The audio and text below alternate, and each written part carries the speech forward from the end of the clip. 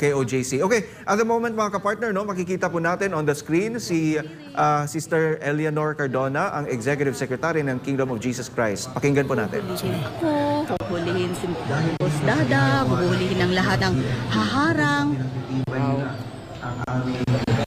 Magandang araw, happy Sunday to everyone. Nagpapasalamat tayo sa ating dakilang Ama sa pamamagitan nating pinakamahal na Pastor Apollo C. Kibuloy. Isa na pong napakagandang araw ang binigay niya sa bawat isa sa amin. Nagpapasalamat kami sa bagong araw, extension ng buhay namin. We are so thankful to the Father. Pero marami pong mga pulis parang tapos Sunday, hindi pa natin magamit yung ating cathedral. Yes, this is our how many days na? 16th day. This is our 16th day. So, salamat din no sa dakilang Ama na siyang nagbigay sa atin ng kalakasan. Alam niyo naman, anniversary month, anniversary week natin, lahat ng, hindi naman lahat, pero most of the leaders from the different Kingdom Light congregations here in the Philippines, as well as from the different parts of the world, have flown here to celebrate. Pero ito nga ang nadatnan nila, itong invasion, itong illegal na gawain ng mga kapulisan na ito, pinangungunahan ni General Torre. At sabi niya, this is beyond him. So meaning to say, ganun kalakas ang loob niya. Biro mo, parang galing na rin yata sa Luzon, kung saan galing ng area ng Pilipinas, nandito na sa Davao. Meaning to say, kung regional director lang siya, hindi niya magagawa to, di ba? So ang nagtalang may akda nito, ang mastermind dito, of course, sino ang pinakamataas? Sino bang head ng mga kapulisan? Sino bang nangunguna dito sa Pilipinas? At sa nangyari dito sa KOJC na 16th day na standoff, sinasabi nila, hinahanap nila si Pastor, uulitin ko, kahit minsan hindi talaga umiwas si Pastor sa anumang kaso laban sa kanya. Ang hinihingi lang ni Pastor Apollo C. Kibuloy, proteksyon. Kasi nga, may Amerika na nakikialam dito. Ang masama lang doon, pinagbili na tayo ng ating presidente. Si Bongbong Marcos, which we already withdrawn our support, wala na, buong Kingdom Nation, we have already withdrawn our support from this government. That is abusive, that is evil. We have lost words to describe this kind of government. Pero sa amin, hindi lang kami po salita. Nandito kami sa ground zero. Ito nga yung sample na gagawin ni Bangag Marcos o ni Tambaloslos sa buong Pilipinas. Pinapakita niya sa siya ang batas. Wala siyang sinusunod. Kahit itong mga pulis na nandito sa ground, nandito lang sila, sumusunod lang daw sila sa utos. Susunod lang sila sa utos, wala silang magawa. Ganon. So, bakit mawawalan sila ng trabaho?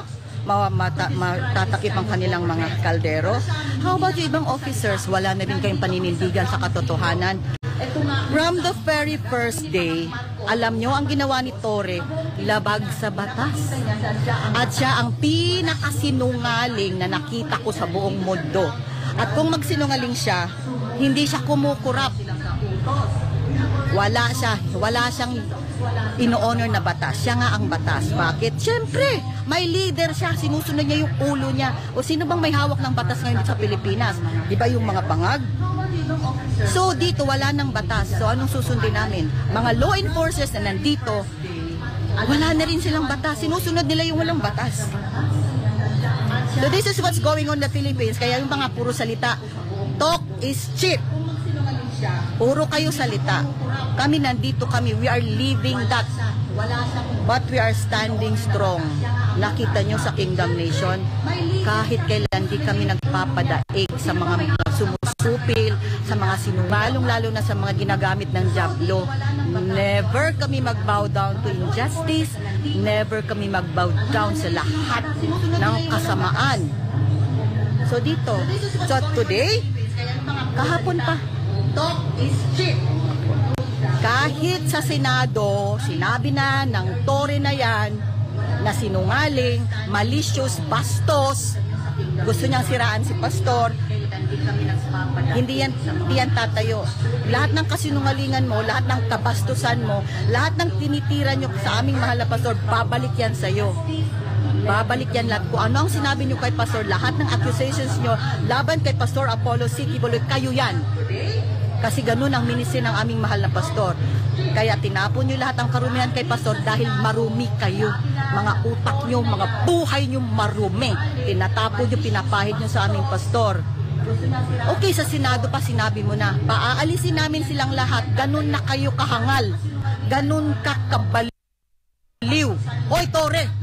Hindi ka lang bobo, baliw ka pa. Bakit ka baliw? Bayad ka na kasi. Bayad ka.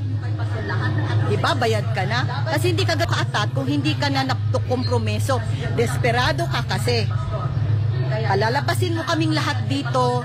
I-take over nyo lahat ng building. Kaya handa na itong mga police dito. Nakahanda, tulog sila buong gabi para maghanda sila ngayon. Kami nagbantay sa kanila habang natutulog sila. So, naghahanda na sila. Alauna, sinabi ni Tore, magpo-full force na sila. Full force ang kanilang paglusob dito at paalisin na lang kaming lahat. Hello!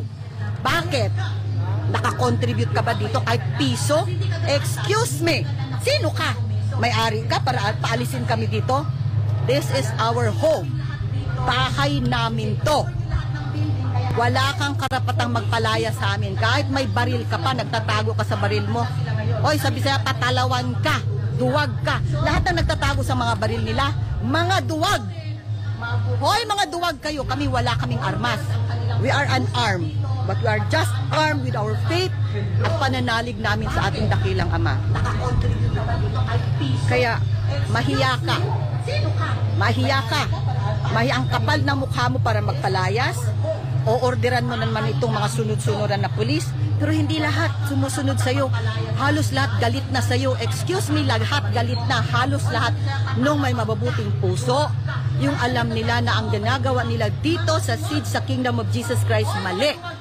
Alam ng mga pulis dito na matitino at tunay na naglilingkod sa ating bansa at tunay na may malasakit upang proteksyonan ang mga mamamayang Pilipino kahit sila naiinis na, kahit sila nababagot na, gusto rin nila ng hustisya, gusto rin nila matapos ito. So nandito yung mga inuutusan, kinakawawa nyo sila masyado. Naawa kami. Kasi anong nangyari sa ating mga kapulisan? Bakit sinusunod nila, ginagawa na silang mga parang baboy? Wala na, hindi na matino ang buhay nila. For 16 days, bakit may narinig ba tayo sa presidente? Aba, kinukundo niya lang ito or siya rin approve din sa kanya itong ginagawa. So mga Pilipino, may presidente pa ba tayo? May namumuno pa ba sa ating bansa? Umpisa lang ito. Pag hinayaan natin ito ngayong araw na ito o sa ilang araw pa na maghahari-harian sila dito, ginawa na nila ito sa ating buong bansa. Kailan kayo gigising pag wala na yung bansa natin? Sinakop na tayo ulit ng mga Amerikano? Kasi yan si Bangag, wala na, binenta niya tayo sa mga puti. So gusto niya magpasakop ulit sa puti, gusto niya maging Ukraine na naman ang Pilipinas. Ito inuumpisahan niya dito sa KOJC. Dito siya, o yan, kinukubkob na tayo, pulis pa ang ginagamit, yun ang masakit, yun ang masaklap. Mga pulis mismo na nangako, proteksyonan tayo, itidepensa tayo, yun, sila mismo nandito, nagpapagamit. So ano mangyari sa Pilipinas? This is ground zero. They are planning at 1 o'clock to have a full force, buo. So, iti-take over nila. Pues, General Torre, makinig ka. To take over mo to? Ano akala nyo sa amin? Mabait kami. Tinuruan kami na hindi kami lalaban. Pero wag kang mag-abuso. Nag-abuso ka na nga eh. Pero kami yung nagpasensya. Kami yung nag-maximum tolerance sa inyo. Kaya kung masama kami habang natutulog yung mga polis, aba, kunti na lang mauubos yan. Kung masama kami. Kung masama kami, wala kaming Diyos at hindi kami tinuruan ni Pastor. Lahat ng mga natutulog dyan, naghubad ng sapatos, naghubad ng medyas, nakahilata. Ubos yan. Ubos na yan. Kami yung nag-maximum tolerance. Hinayaan namin kayo mag-invade sa lugar namin. Hinayaan namin kayo na, okay, matulog kayo dyan hanggat gusto nyo. Pero yung order mong kabaliwan, hello, ano ka, nananaginip? Paalisin mo kami sa lugar namin? Natutulog yung mga polis. Sige, subukan nyo. Subukan nyo. Subukan mo ha. Sige, mag-order ka. Full force, take over lahat ng building. Huhulihin mo ang sino mang hahadlang. Sino ka? Ha? Sino ka?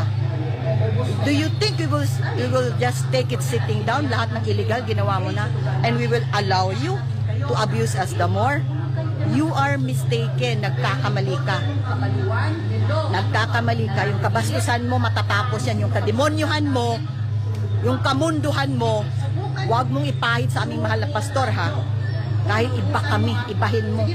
Demonyo ka kasi. Oh. Sige. Ayan, nakikinig sila ngayon. Nakikinig lahat ng mga pulis mo na nandito. Pero alam namin may matitino. Alam namin pagod na din sila sa kabiliwan mo. Baliw ka. Hangal ka. Demonyo ka. Tore, demonyo ka. Wala ka ng kahihiyan. Sinangla mo na yung kaluluwa mo sa impyerno. Even if you do that invasion today, 1 o'clock, 2 o'clock, 3 o'clock, subukan mo ha. Subukan nyo. Tanggalin nyo yung camera, puputulin nyo yung tubig namin, mag-i-invade kayo. We will not take that sitting down. Huwag nyo kaming sagarin. Sagarin nyo kami mamaya, makikita mo. Even if we all die here in this ground, ang daming kingdom citizen, ang daming kingdom leaders, hindi matapos-tapos ang kaso ninyo. Hindi matapos-tapos ang patong-patong, milyon-milyong kaso. Kaya lahat ng mga pulis nandito, kaya akala nyo kami lang nandito. You can kill us all. Okay?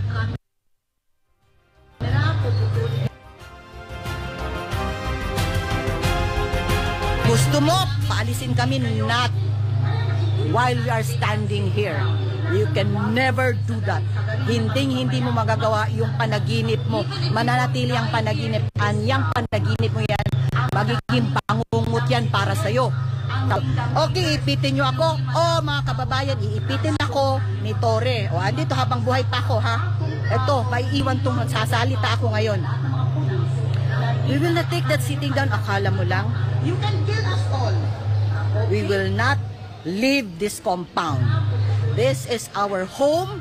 This is our birthright. This is our alamo. This is our last stand. Kaya lahat na nakikinig dyan, sige, handa na kami.